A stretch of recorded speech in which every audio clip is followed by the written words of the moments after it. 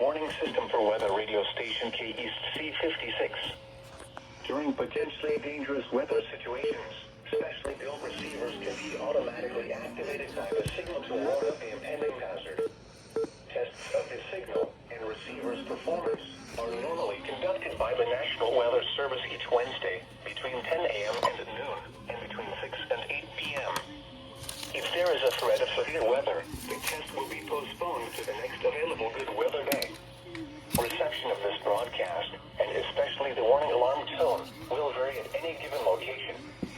This variation, normally more noticeable at greater distances from the transmitter, can occur even though you are using a good quality receiver in good working order.